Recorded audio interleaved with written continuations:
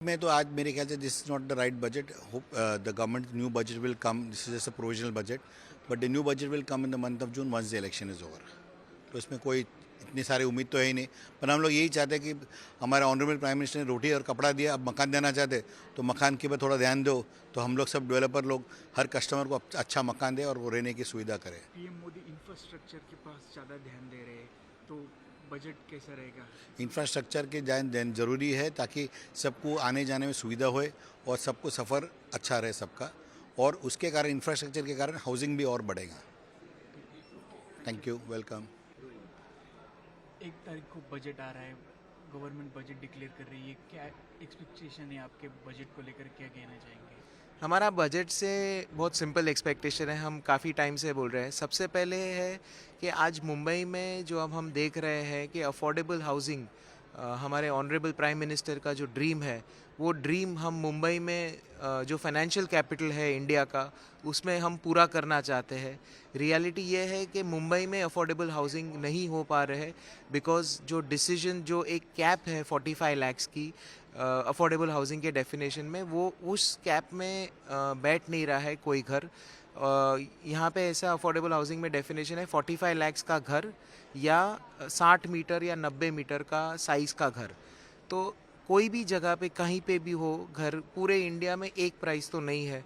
तो हमको वो कैप जो है वो हटाए और उसके बदले खाली साइज़ के मध्यम रखे एक अफोर्डेबल हाउसिंग के डेफिनेशन के लिए. उससे काफ़ी सारा ओपन होगा और काफ़ी सारे अफोर्डेबल हाउसिंग होंगे. तो हमारा एक ही रिक्वेस्ट है कि ये जो डेफिनेशन में 45 लाख्स का कैप है, वो कैप को हटाया जाए. और उसके अलावा जीएसटी जो बजट का पार्ट नहीं है, पर जीएसटी बहुत इंपॉर्टेंट रोल प्ले करता है रियल एस्टेट के लिए. और जो इनपुट टैक्स क्रेडिट हमें नहीं मिलता है, वो मिलना चाहिए ताकि घर थोड़े और सस्ते हो और लोगों को उसका और फ़ायदा हो. रियल एस्टेट में बजट को लेकर किस तरह से रिलीफ मिल सकता है आम लोगों को या बिल्डर्स को या कंस्ट्रक्टर को, उसके बारे में क्या कहना चाहेंगे? तो हमारे लिए ऐसा है कि डेवलपर्स को काफ़ी कोई रिलीफ खाली एक ये कैप का मिल जाए तो एक मूवमेंट अच्छा होगा. हमारा प्राइमरी आस्क एक होम बायर्स के लिए है. तो एक कैप जो अगर हट जाए तो अफोर्डेबल हाउसिंग उस जिससे जीएसटी 1% हो जाएगा 5% के बदले, तो घर सस्ते हो जाएंगे ऑटोमेटिकली. दूसरी चीज़ है जो इनकम टैक्स की बेनिफिट है. जो इनकम टैक्स की बेनिफिट है वो एक कैप है, वो कैप को थोड़ी और बढ़ाई जाए जिससे टैक्स सेविंग और बेटर हो सके. और तीसरा ये है कि जो कैपिटल गेन्स का लास्ट ईयर वो लोग ने एक सीलिंग लगाया था, वो सीलिंग में भी थोड़ी रिलीफ मिल जाए तो उससे ओवरऑल एक हमारा एक ही मुद्दा है होम बायर्स के लिए कि रियल एस्टेट एक एसेट क्लास है. जैसे स्टॉक होता है, गोल्ड होता है, उस तरह से अगर रियल एस्टेट हमारे इंडियंस के लिए एक बहुत इमोशनल वैल्यू होती है, वो इमोशनल वैल्यू को और बेटर किया जाए. और उसमें अगर रियल एस्टेट में ऐसे ऑप्शंस मिले जिससे लोग रियल एस्टेट डिसीजंस फास्ट ले सकें. Thank you. 1 तारीख को बजट आ रहा है, किस तरह से रियल एस्टेट बजट की तरफ देखते हैं, किस तरह? सर, बजट में हमको इस तरह से लगता है कि सरकार ने राहत देनी चाहिए, क्योंकि मुझे मैं सही जो जिस तरीके से हम समझते हैं एज एन एसोसिएशन, वो भी जान चुके हैं कि रियल एस्टेट के ग्रोथ में देश का ग्रोथ जुड़ा हुआ है, क्योंकि हमारे साथ तकरीबन 300 इंडस्ट्रियाँ जुड़ी है. हमारा रियल एस्टेट इंडस्ट्री का ग्रोथ होगा तो ऑटोमेटिकली हमारे नीचे जो 300-350 इंडस्ट्री है उसका भी ग्रोथ होगा. उनका ग्रोथ होगा तो जीएसटी कलेक्शन बढ़ेगा, जीएसटी कलेक्शन बढ़ेगा तो इकोनॉमी ग्रो होगी. तो हम एक्सपेक्ट करते हैं कि इस तरह से जो बजट में कंज्यूमर को और रियल एस्टेट बायर को काफ़ी राहत मिलनी चाहिए. प्री EMI इंटरेस्ट का हो या फिर उनका लॉन्ग टर्म कैपिटल गेन हो या उनका अफोर्डेबिलिटी हो या उनका टैक्स स्लैब हो. तो क्या रिलीफ देना चाहिए गवर्नमेंट की तरफ से? सो एक सबसे बड़ा जो अफोर्डेबल हाउसिंग का सेगमेंट है यहाँ पे हमारे में, अफोर्डेबल हाउसिंग सेंट्रल गवर्नमेंट का एक्ट ऐसे बोलता है कि 2 पार्ट में डिवाइडेड है. एक है एरिया और एक है अमाउंट.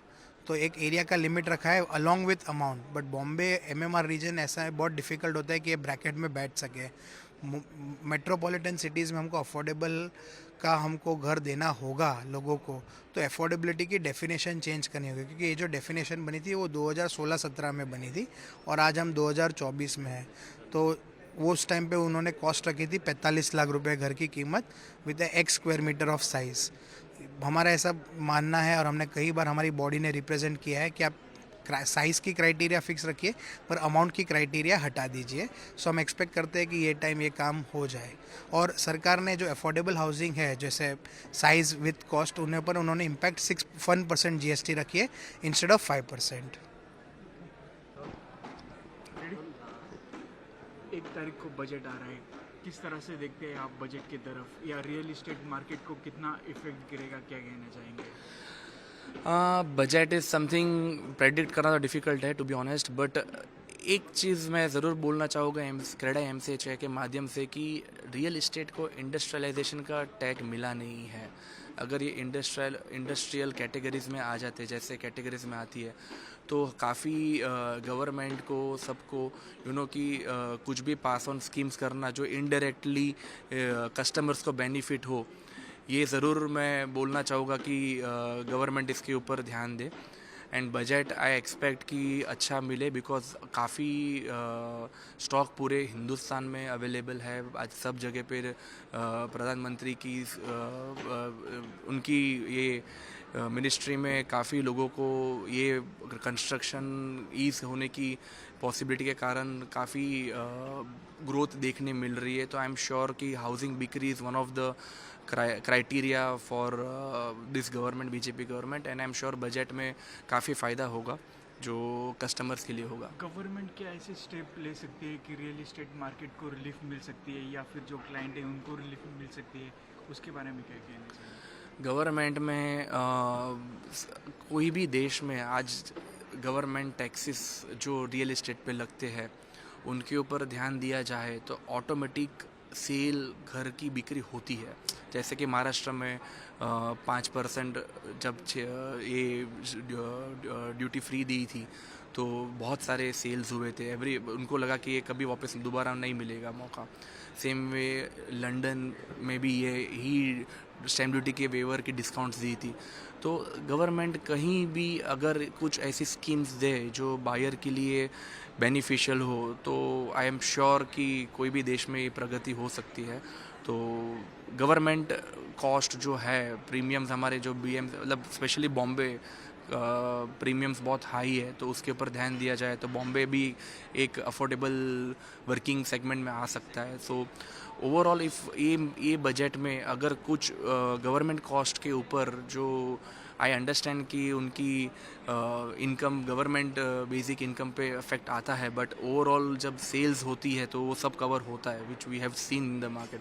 तो गवर्नमेंट थोड़ा सा ध्यान दे कि कि सेल्स बढ़े और वॉल्यूम्स बढ़े तो ऑटोमेटिकली ये डिस्काउंट्स इनकॉर्पोरेट हो सकते हैं। So I feel government should look into it. Thank you. Thank you.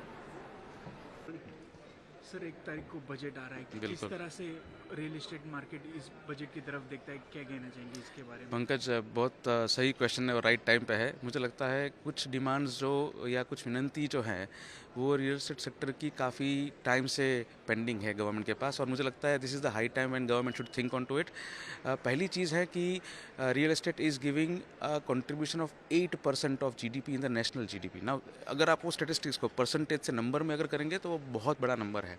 Apart from that we are the second largest employment generating sector in the entire economy, लेकिन हमें आज भी इंडस्ट्री का status नहीं है। मुझे लगता है ये एक ऐसी विनंती है जो गवर्नमेंट लंबे समय तक शायद इसको अनसुना नहीं कर सकती है और मैं तहे दिल से चाहता हूँ कि ये विनंती को गवर्नमेंट ध्यान से सुने और शायद इस बार हमें एक इंडस्ट्री का स्टेटस मिले, क्योंकि आज की तारीख में इसका होम बायर्स के ऊपर क्या अफेक्ट होता है, not only for the sector और for the developers but also home buyers के ऊपर इसका असर पड़ता है। वो इस तरह से क्योंकि आज अगर मैं कोई कंस्ट्रक्शन प्रोजेक्ट या बिल्डिंग का प्रोजेक्ट शुरू भी करता हूँ, I have to take a construction mortgage और a construction loan on a higher interest rate because I am not an industry, I am not a specified industry. आज मैं 18 to 26% से मेरा कंस्ट्रक्शन मॉर्गेज उठाता हूँ। अल्टीमेटली जो cost जो है it is passed on to the home buyers. So my request is that we can not ignore such a large sector of the economy and this is the high time that we should give the status of industry to the real estate sector because it is contributing to the development of India और Bharat as a nation. प्रधानमंत्री affordable housing की तरफ देख रहे हैं, तो क्या जी। लगता है कि बजट में कुछ आ सकता है अफोर्डेबल हाउसिंग को लेकर? बिल्कुल। अफोर्डेबल हाउसिंग का एक्चुअली जो हमारे आदरणीय प्रधानमंत्री जी का जो सपना है हाउसिंग फॉर ऑल, वो बहुत अच्छी तरीके से मार्केट तो हो रहा है, पर मैं ये कहने में बिल्कुल हिचकिचाऊंगा नहीं कि उसकी इम्प्लीमेंटिंग स्ट्रेटजीज लैक हो रही है। अगर मेरा स्टेटमेंट आपको समझना है तो हमें ये समझना होगा और आपके दर्शकों को ये समझना होगा कि अफोर्डेबल हाउसिंग की व्याख्या क्या है। The definition of affordable housing is into two parts.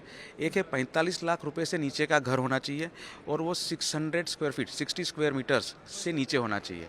अगर मैं कोई भी घर को इन दोनों घटकों में शामिल करता हूँ, अगर इसमें वो अगर वो फिट बैठता है तो उसको अफोर्डेबल हाउसिंग कहा जाता है।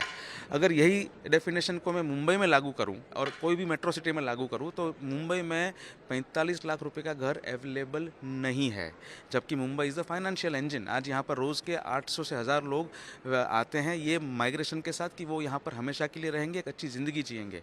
उनके पास अफोर्डेबल हाउसिंग अवेलेबल नहीं है। सो मेरी ये मांग है गवर्नमेंट से कि ये जो प्राइस कैप है 45 लाख रुपए का, जो 2017 में लगाया गया था, आज से 6 साल पहले, उसको हटाया जाए और कोई भी घर जो मेट्रो सिटीज़ में 90 स्क्वायर मीटर या 900 स्क्वायर फीट से नीचे है उसको अफोर्डेबल हाउसिंग की व्याख्या में लाया जाए। अगर हम ऐसा करते हैं तो PMAY 1 और PMAY 2 की जो योजना का जो लाभ है वो बहुत सारे लोगों को मिलेगा और आई थिंक उससे लोग अपना घर ले पाएंगे। सो मेरा ये रिक्वेस्ट है गवर्नमेंट को आपकी चैनल के ज़रिए कि अफोर्डेबल हाउसिंग की डेफिनेशन को बदला जाए।